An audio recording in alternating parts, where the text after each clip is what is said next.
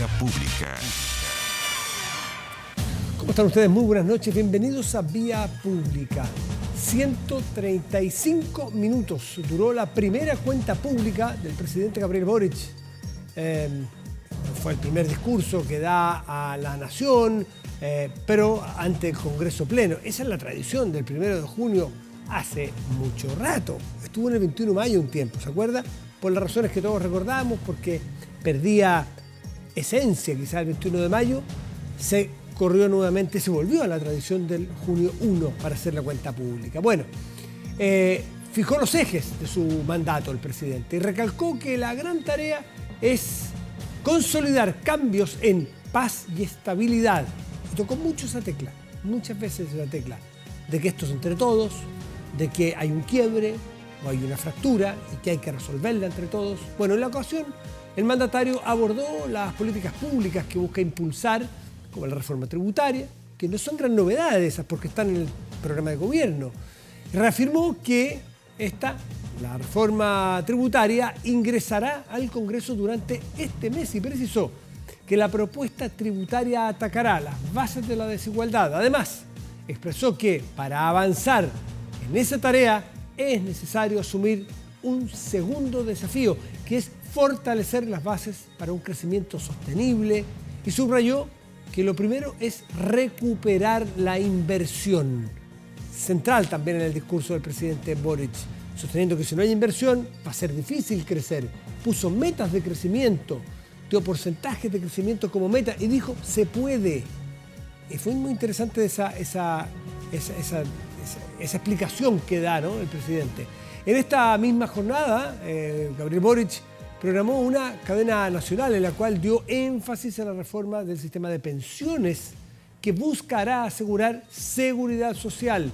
El mandatario, de todas maneras, garantizó que los fondos previsionales de los trabajadores no serán intervenidos. Interesante, justamente como preámbulo a la negociación necesaria que se va a dar en el Congreso Nacional de esta reforma. Y dice algo que hay que tener en cuenta. Basta de seguir diagnosticando. Es el momento de hacer.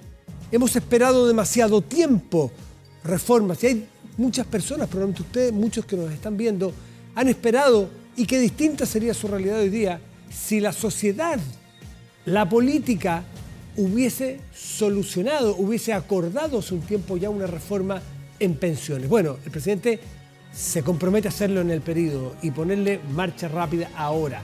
Con respecto a la seguridad, que es un tema que era muy esperado, seguridad pública, el presidente Boric volvió a enfatizar que el Estado hará uso de todas sus herramientas para garantizar la seguridad en el territorio. También hizo énfasis en que se avanzará a la prohibición total, y lo repitió, dijo, prohibición total de la tenencia de armas. Dijo, yo sé que a algunos no les gusta, y miren lo que pasa en otros países, pero hacia allá tenemos que ir. Vamos a conversar sobre esto y otros temas en un segundito. Vamos a la mesa.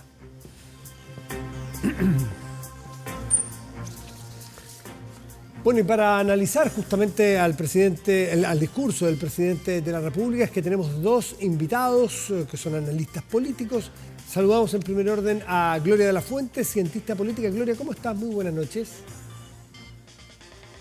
¿Estás por ahí, Gloria? Alejandro que está ahí en el estudio. Ahí te vemos, ahí sí te vemos. Y no lo había presentado, así que gracias por presentarlo. Alejandro San Francisco, académico de la Universidad de San Sebastián, historiador, autor de varios libros. Alejandro, gracias por estar aquí. Muy buenas noches. Muchas gracias, Matías. Un gusto, Gloria, compartir contigo. Igualmente. Si yo les diera solo 5 segundos o 10 segundos para un titular, ¿qué se les quedó de estos 135 minutos, Alejandro? Yo creo que fue un buen discurso y creo que está en la línea de reiterar lo que era el programa de gobierno en los 5 énfasis fundamentales y que ahora hay que ver cómo aterrizar lo que tú mencionaste, los 135 minutos de discurso. A ti, Gloria, ¿qué se te quedó como, más que a lo mejor una medida, una frase, un tono, una idea, un énfasis?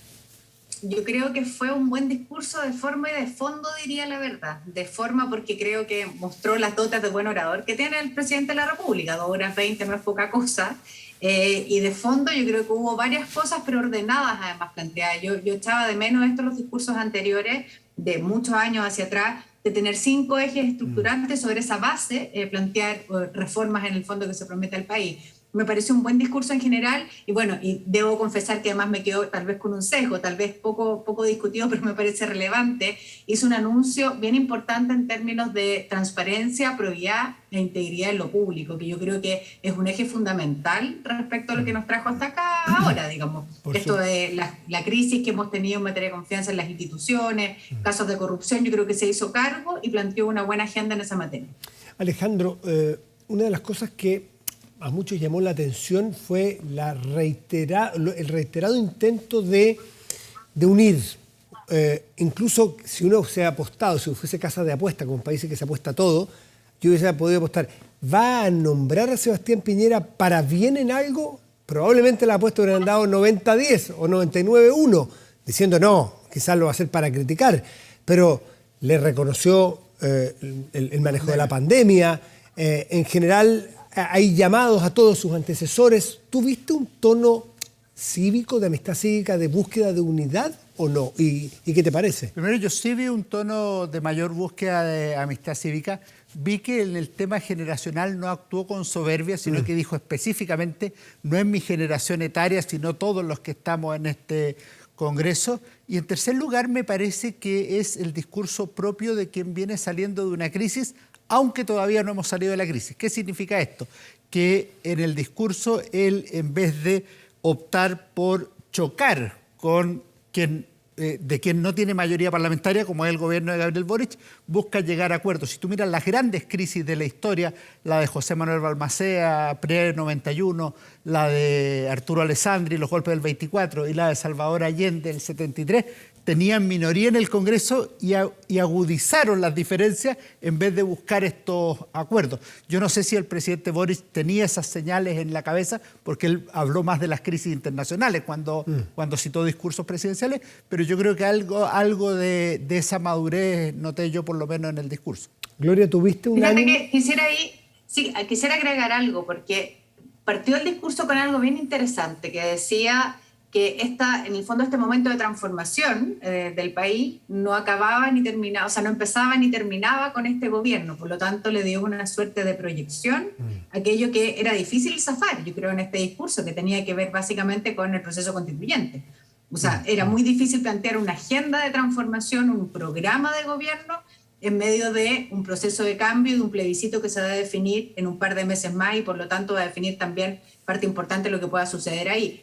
Y le trató de dar una cierta épica, se desapegó un poco de ese proceso y de aquello que pueda ocurrir ahí y más bien trató de plantear una agenda de transformaciones, pero con ese largo plazo, no con esa mirada más de Estado que de gobierno, que yo creo que le hace falta también a la política chilena. Los gobiernos no pueden cada 4 años inventar en el fondo la rueda, en rigor hay que darle proyección a aquello que se quiere hacer. Y me parece que en ese sentido fue astuto lo que hizo, ¿no? Y el tono de varias veces, porque se nota que siente él como representante de su generación, quizás un poco apuntado con el dedo a la generación de que han sido soberbios, se los han dicho partidarios de adversarios. Y eso da la impresión que lo tenía muy al frente porque, por ejemplo, cuando habla de las pensiones, de la reforma de las pensiones, menciona el avance que hizo el presidente Piñera o el gobierno del presidente Piñera con la PGU. Entonces, otra vez va al pasado como diciendo, ¿saben qué? Esto lo aprendimos, vamos a tratar de hacer como un continuo, hacerlo lo mejor posible, con nuestras legítimas diferencias, pero como un continuo. Efectivamente, volvió a esa idea, por ejemplo, de que estamos parados sobre hombros de gigantes, claro.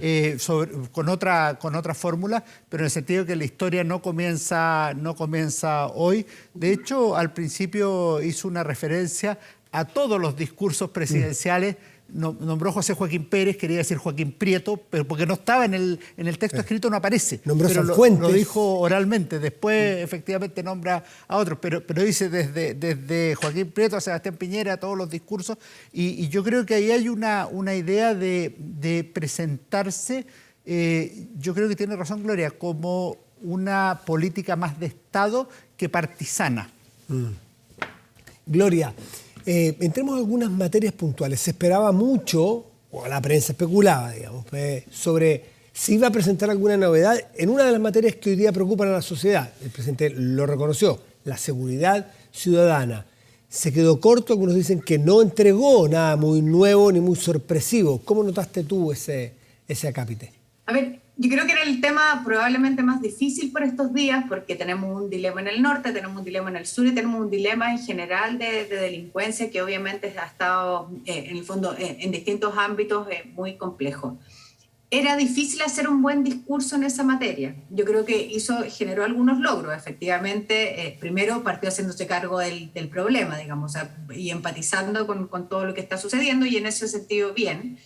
Hizo también algunos anuncios respecto a la Araucanía, respecto a esto que finalmente hizo el gobierno, que es tomar la decisión de prolongar el estado de excepción constitucional, por ejemplo, pero también hizo referencia a la necesidad del diálogo, y fue muy enfático en señalar algo que es bien importante, que yo creo que en general en la ciudadanía es bien sentido.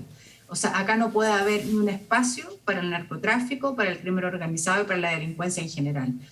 Los estados y el Estado de Derecho tiene armas para poder, en el fondo, y tiene instrumentos para poder enfrentar este tipo de situaciones, y yo creo que en eso fue enfático. Ahora, el dilema es que frente a una situación compleja como la que tenemos, por supuesto, eso tiene que notarse también en acciones muy concretas, y eso es lo que uno esperaría después que ocurra a propósito de los anuncios que hayan ido haciendo las distintas subsecretarías y el Ministerio del Interior y lo que ven hacia adelante. Pero yo creo que era un problema, un dilema complejo, pero creo que lo positivo es que empatizó con ello, hizo anuncios. Me parece que el tema de las armas es relevante, exponerse además sobre un tema que es complejo, el abrir la posibilidad de que existan armas urbi et orbi. Hemos visto lo que pasaba en otros países, como él bien lo señalaba, y me parece que en ese sentido fue positivo, pero creo que dada la complejidad del dilema, vamos a tener que esperar después cómo se implementa la política pública concretamente en esa materia. Alejandro, yo pienso distinto. Yo creo que fue el área más débil del discurso, porque si bien empatizó, no es tarea del gobierno empatizar con los problemas, como cuando de repente aparecen los ministros diciendo solidarizamos con esto, condenamos el asesinato. La verdad es que la tarea del gobierno es mucho más potente. Lo otro puede quedar para las personas comunes y corrientes, para las instituciones sociales. Lo que debe hacer el gobierno es trazar una línea clara para resolver el problema, al menos en cierta medida. Y si tú miras el discurso, al menos es curioso que la palabra delincuencia no aparezca. Yo tengo claro que no iba a aparecer la palabra terrorismo, porque sería como pedirle mucho al presidente Boric, pero que la palabra delincuencia no aparezca en el discurso, al menos es ¿No extraño. apareció como delincuencia? No aparece. No. Ah, mira, no. Pero sí aparece un calificativo que me parece que es más fuerte y es correcto, que es el narcotráfico y el crimen organizado. Está bien. Que me parece que fue muy duro en ese sentido. más fuerte Sí, eso iba a aparecer y el presidente Boric lo dijo en la campaña de segunda vuelta también muy claramente y en otros discursos. Pero en esta cuenta, así como uno ve que la pensión va a ser 250.000 pesos, en esto otro la reforma es tal, no hay ninguna línea de acción que parezca meridianamente clara para enfrentar lo que la ciudadanía percibe como el principal problema nacional, que evidentemente no es un problema generado en el gobierno del presidente Gabriel Boric, pero sí es un problema que le cuesta enfrentar a su coalición por distintas razones. En una materia laboral, para ir revisando en los pocos tiempos que tenemos otros temas, hizo la cuña clara de las 40 horas. Dejó establecido que su meta es llegar a las 40 horas, ¿no es cierto? Pero le agregó algo que yo no se lo había escuchado. No sé si ustedes le dan algún valor. Adaptabilidad, y también que va a ir siendo progresivo, no de un día para otro, pero adaptabilidad laboral. Es un término que a la izquierda en general suele oponerse a las adaptabilidades, puede parecerse flexibilidad, y a lo mejor puede una forma de negociar 40 horas, pero con más flexibilidad. Gloria, ¿tú te pareció algo así? Sí, yo creo que eso es hacerse cargo de la realidad del país, en rigor de quienes en el fondo proveen empleo en su mayoría también, que es la situación que se discutió cuando apareció este proyecto de ley en el gobierno anterior como moción parlamentaria. Una de las discusiones importantes se dio en torno a, bueno, ¿y qué pasa con las pymes? ¿Qué pasa finalmente con aquellas personas que tienen una pyme o una MIPYME, que son empresas muy pequeñas, muchas veces familiares, y que van a tener una gran complejidad para poder seguir funcionando en esta materia? Yo creo que es hacerse cargo de alguna manera de ese reclamo, y por lo tanto la adaptabilidad tiene que ver con eso, y me parece que en ese sentido es positivo. Y a diferencia de lo que decía Alejandro, yo creo que más allá de que los gobiernos evidentemente tienen que generar medidas concretas, la empatía es bien importante para poder, entre otras cosas, hacer buenos diagnósticos. Y yo creo que es muy importante que un gobierno se pare sobre la base de entender lo que está pasando en el país. Y en ese cuadro, me parece que, en este caso en particular que tú preguntas, Matías, me parece que la reflexión es correcta. Adaptabilidad puede ser una palabra que a lo mejor a sectores más de la izquierda no le gusta, pero en la práctica se hace cargo de una realidad del país. Y yo creo que a los gobiernos están llamados a eso, básicamente, a hacerse cargo de la realidad de los países que tienen que gobernar. Fíjense que hasta Elon Musk hoy día hablaba de las 40 horas en su empresa en Tesla. Hasta Elon Musk. O sea, así de caliente está el tema en el mundo, dado las formas de trabajar hoy día. Es que es un tema de fondo. Si tú lo que tienes que plantear es cómo quieres que las personas vivan mejor en sociedad. O sea, tú tienes que plantear un horizonte de expectativas que a la gente le haga sentido. Y en un país donde se pasan muchas horas en micro, donde se pasan demasiadas horas en el trabajo, donde hay pocas horas para la familia y para la diversión y para otro tipo de cosas, a mí me parece bien plantear la necesidad de bajar la carga de horas de trabajo. Dicho eso, que hay que reconocer, y en la línea que decía Gloria, que hoy día hay 300.000 personas prácticamente menos en el campo laboral que lo que había antes de la pandemia. O sea, todavía no recuperamos los niveles prepandemia. De manera que hay que conjugar cómo queremos que viva la gente mejor, con mejores condiciones de vida, con buenos salarios, con una realidad laboral que todavía es precaria en el caso chileno. Gloria de la Fuente, muchísimas gracias como siempre. Alejandro San Francisco, lo mismo. Les quiero agradecer. ¿Te traje un libro de regalo? Sí, eso, un segundito. Gloria, tú no estás aquí, pero mira, Alejandro me trajo un libro. Y le había traído uno a Gloria también, así que te lo voy a tener que enviar. Pero nos ponemos de acuerdo, es fantástico. Mira, interesante, me estuvo hablando de la irrupción política de los militares en Chile. Esto es previo a la revolución del 91 y Balmaceda, que es un personaje histórico clave. La clave es que Balmaceda dice que está todo tranquilito en Chile y en 7 meses después tiene una guerra civil. Entonces los discursos en el caso histórico son bien complicados, en el caso presente yo espero que Chile vaya por buen camino. Muchas gracias Gloria y Alejandro, los dos. Muchas gracias a ustedes, que estén muy bien. Gracias. Hacemos una pausa y volvemos, espérenos.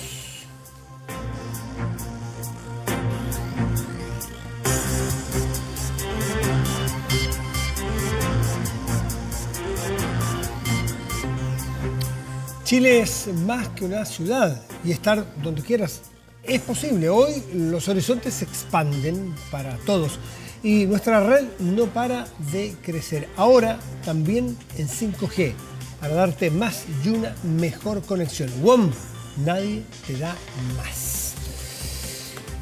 Esta tarde la Corte Suprema, el máximo tribunal penal de nuestro país, acogió un recurso de amparo que había interpuesto la abogada Paula Vial en favor de su cliente Nicolás López, con lo cual ordena poner en inmediato, ordena la inmediata libertad del director de cine que se encontraba aproximadamente hace 10 o 11 días en prisión preventiva. Para conversar sobre esta materia, tomamos contacto con Paola Latus Ramos, fundadora de la Red de Actrices Chilenas y presidenta de Sidarte. Paola, buenas noches, gracias por recibirnos.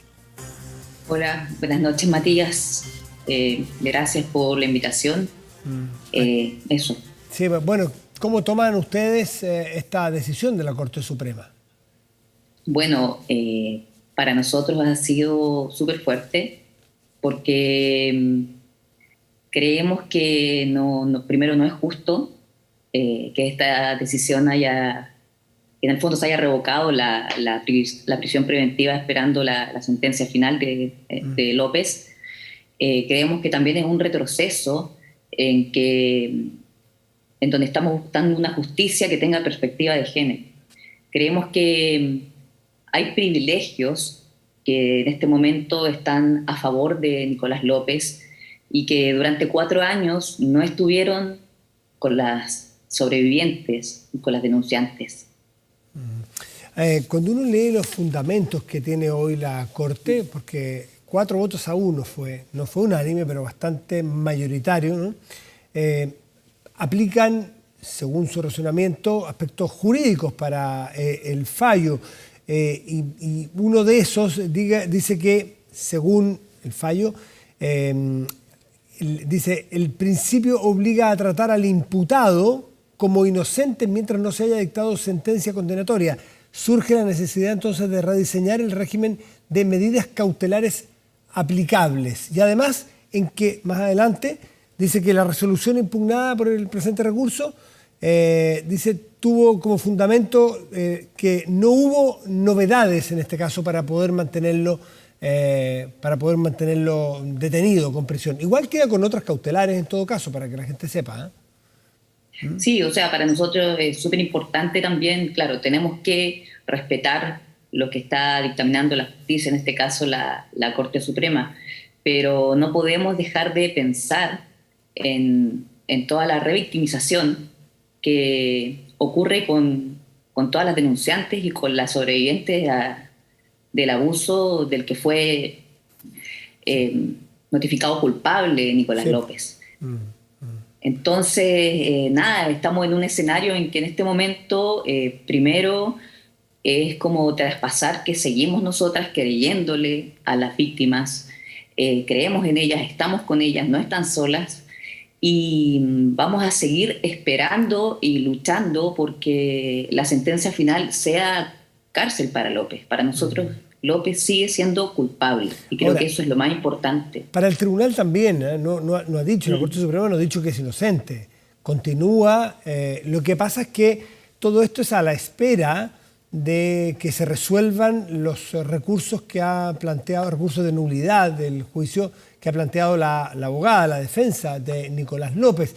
Hasta aquí no hay ningún fallo revocatorio, ni menos que lo indique como inocente de lo que se le acusó. Sí, por supuesto, eso lo tenemos claro, pero de igual forma nos crea un ambiente también de desesperanza un poco en lo que pueda venir, porque también sabemos que todavía tienen que pasar muchas cosas, o quizás puede que pase un año para que venga esta sentencia finalmente, porque sabemos que tiene que pasar tiempo, tienen que haber... pasar otros fallos de otras personas. En el fondo puede ser incluso que Nicolás López esté un año en libertad esperando este fallo. Entonces, ¿cuánto tiempo más? Nos preguntamos. ¿Cuánto tiempo más va a pasar? Sí, Paula, sí, vamos a poner un supuesto. Si tú dices, puede pasar un año, vamos a dar eso por cierto.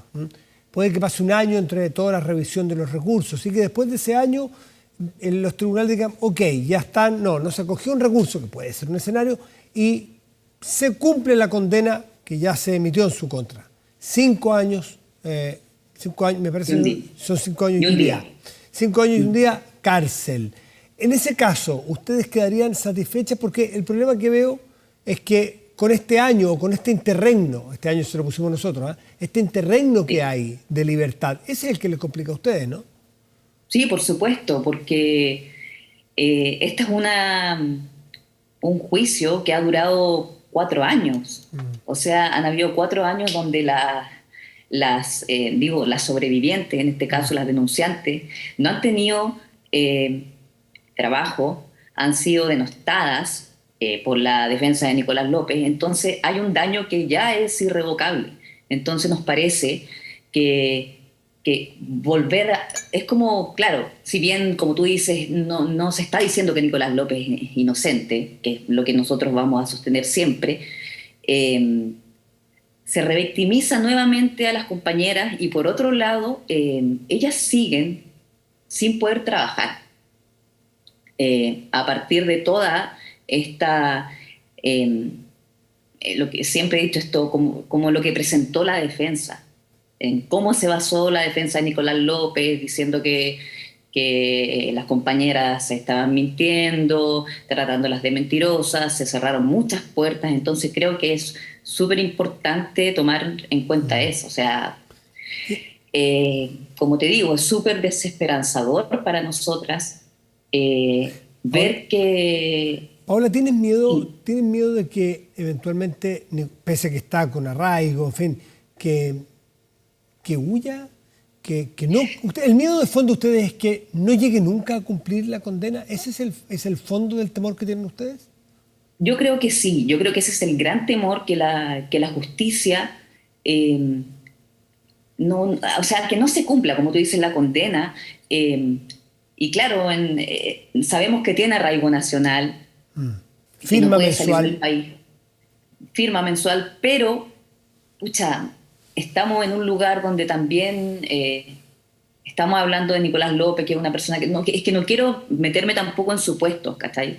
Pero es un escenario que nos desalienta demasiado, porque obvio vamos a tener miedo a que, no sé, hay muchos pasos fronterizos, etcétera. Nos podemos a fabular muchas cosas, ¿cachai? Sigue operando, Pero, tú que estás en el mundo de los actores, aquí dirigiendo Sidarte, sigue, a ver, con este caso, ¿se limpia, se produjo un antes y un después, o sigue habiendo espacios de abuso?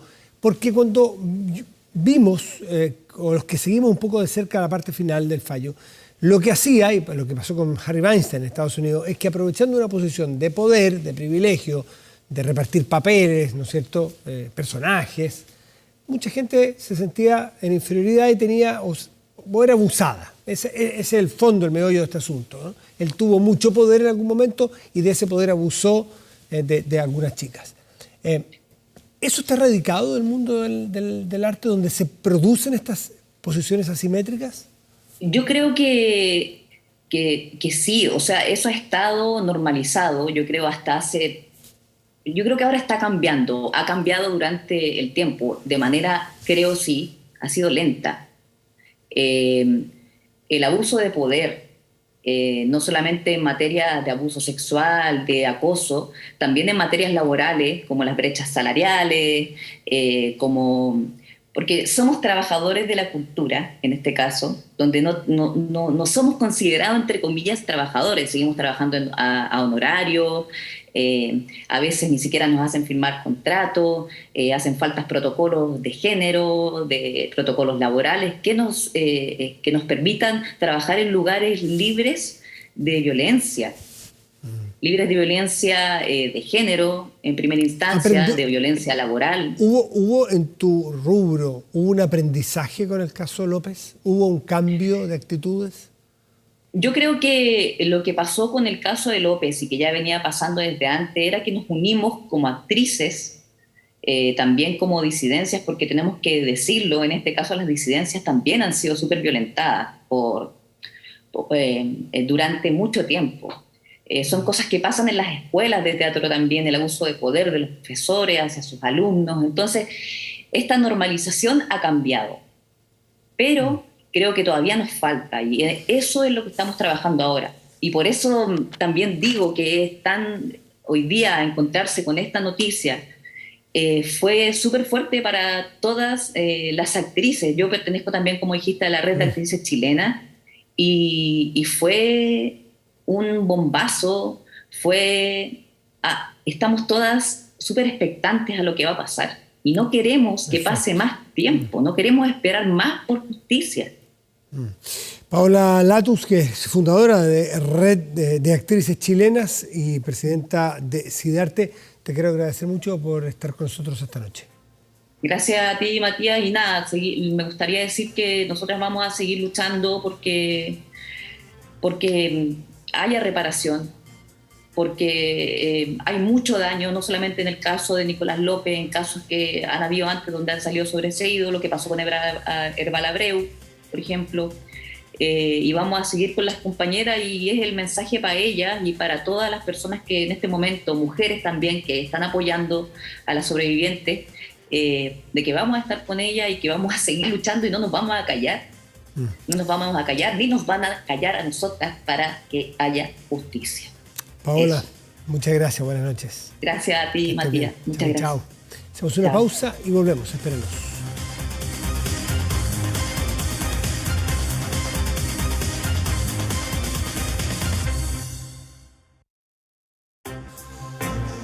Protéjase de la delincuencia con Tepillé, vigilancia en tiempo real de cámaras de seguridad con audio disuasivo para su empresa.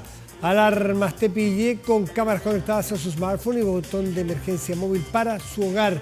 No sea usted la próxima víctima y contrátenos en tepillé.cl. Vamos a la pantalla grande de nuestro estudio, revisamos contenidos que nos trae nuestro portal de noticias 24horas.cl. Destaca en este momento caso Antonia Barra. Juicio contra Martín Pradenas se realizará el próximo 14 de junio. Queda muy poco ya para ir abriendo un juicio que ha tenido alto impacto, un caso muy dramático, el de esta chica Antonia Barra. Más detalles en 24horas.cl. El tiempo. Me dicen que aquí afuera, en este momento, estamos en Providencia, hace unos minutos por lo menos llovía, pero muy fuerte, muy fuerte. Bueno, ¿qué nos espera? De momento hay 6 grados con 7 décimas y hay chubascos. Aquí en Providencia, lluvia franca y fuerte. Por suerte, ojalá dure un buen rato. ¿Qué debiéramos esperar para mañana y pasado en esta región? Bueno, para mañana parcial, mañana jueves, y 15 grados de máxima probables. Para el viernes volvería el agua a caer, chubascos, con 10 grados de máxima probable. Otras 2 regiones del país que revisamos de inmediato, Los Vilos en la región de Coquimbo. Mañana estará con cielo parcial y una máxima probable de 14 grados, en tanto en Melinca, las Islas Huaytecas, en el inicio ya de la región de Aysén, habrá cielo parcial y 10 grados de máxima probable. ¿A quién escuchamos? A Rodolfo Páez. Hace exactos 30 años, Fito Páez es uno de los discos más importantes de la historia del rock argentino. Y el álbum que lo catapultó a la fama en el 92. Se trata de El amor después del amor, 7º trabajo musical del rosarino, que anunció que volverá a grabar este álbum con nuevos artistas invitados. Páez no ha entregado mayores detalles, pero adelantó que el material contará con invitados como Bizarrap, Nati Peluso, el bosque adelantado, entre las nuevas caras de la escena actual. Esta no es la única forma con la que Fito Páez celebrará las 3 décadas del amor después del amor. También anunció una gira de celebración donde presentará las nuevas versiones de las 14 canciones que componen este especial disco. Súbale, maestro. Nos despedimos con Fito Páez. Buenas noches, gracias por venir. Súbale.